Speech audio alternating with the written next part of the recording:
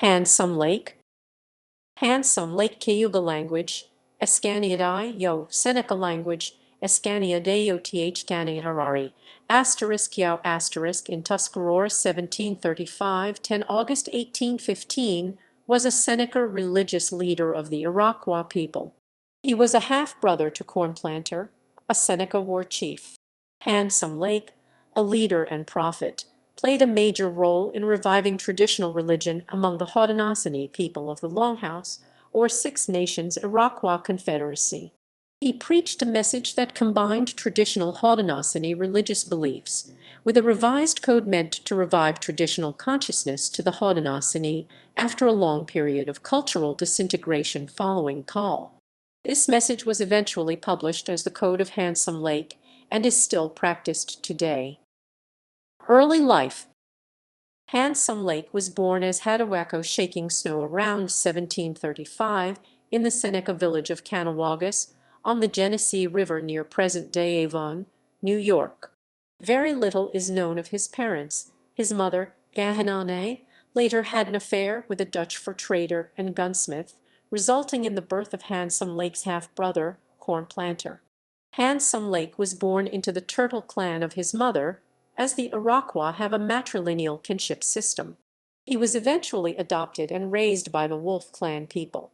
Born during a time when the Seneca nation was at its peak of prosperity through fur trading, Handsome Lake witnessed the gradual deterioration of his society. Other well-known relatives in Handsome Lake's family included Governor Blacksnake, Red Jacket, and Half Town. Career. In 1794 he visited Washington, D.C. with Cornplanter in 1802. Tribe. Several factors contributed to the erosion of morale and spiritual welfare of the Iroquois/Haudenosaunee. At its peak in the early 18th century, the Haudenosaunee controlled much of what is now the Midwestern United States, which it had conquered through decades of warring against the tribes native to those areas in the Beaver Wars.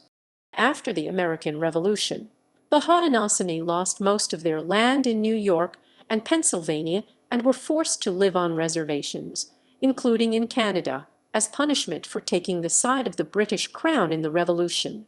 Although these reservations included much of the prime real estate in western New York, including several of the prominent creek and river valleys, the small and fragmented native lands were separated by wide swaths of land that was eventually earmarked for American settlement in what would be known as the Holland Purchase.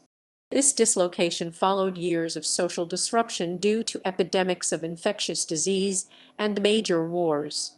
Alcohol was introduced to the tribes in this time frame, a substance to which numerous Haudenosaunee, including Handsome Lake himself, began consuming in excess, exacerbating the erosion of the traditional family unit. This situation was a result of the cultural clash between the fledgling United States and the once equally powerful Six Nations people. The traditional religious rituals were no longer applicable to the environment in which the Haudenosaunee people found themselves. Brings a message of Gayhuyo good word. In 1799, after a period of illness due to many years of excessive alcoholism, Handsome Lake had the visions that gave him the power to become a prophet. In his vision, he was warned by three spiritual messengers who presented him with ideals that he must enforce among his people. They told him of concerns he must enforce, like learning the English language and preservation of their land. Shortly after Handsome Lake's first vision, he ceased drinking alcohol. When he regained his health, he began bringing a message of Gayhuyo the good word to his people. He preached against drunkenness and other evil practices. His message outlined a moral code that was eventually referred to as the Code of Handsome Lake. Today, it is called the Longhouse religion. Handsome Lake abolished societal sins, attempting to cleanse the tribes of all immoral actions. He threatened his people in order to show them the error of their ways. He insisted that Iroquois people must refrain from drinking, marital abuse, abortion, spouse and child abandonment, selling of land, overconsumption, factory farms, and witchcraft. The rise of Handsome Lake's way of life was more successful than most religions during that time because his code combined traditional Iroquois way of life with Quaker values. Despite the clear presence of Christian values in his teachings, it is unclear how much contact with Christianity Handsome Lake had previous to his visions. His way of life stressed survival without the sacrifice of the Iroquois identity and recognized the need to make adjustments in order to survive in their changing world. Handsome Lake's ideals were eye-opening and majority of people agreed with him.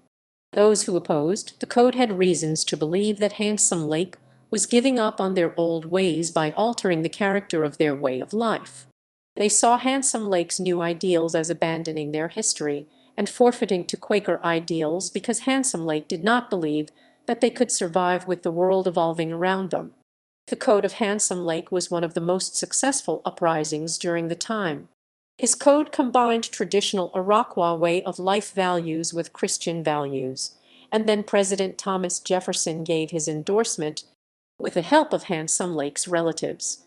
His visions were written down and published in 1850. The Code of Handsome Lake remains practiced among the Seneca and is considered to be a traditional Indian way of life. Beginning in the 1820s, it became traditional for the code to be recited every September at Tonawanda in the Seneca Nation. A Tale of How America Was Discovered. How America Was Discovered 1 is a story told by Handsome Lake and documented by Arthur C. Parker about a young minister who meets the one he perceives to be the Lord, who then asks him to go to a new land and bring with him cards, money, a fiddle, whiskey, and blood corruption. In return, the young minister will become rich. The young minister sought out Christopher Columbus, and with the help of his crew, traveled to the Americas. They turned back to report what they had seen, which caused an immigration of people from Europe to the Americas. Along with the people came the 5 things that aided in destroying the natives. The end reveals that the Lord in the gold castle was actually the devil, and that even he knew what he had caused was wrong. Footnotes: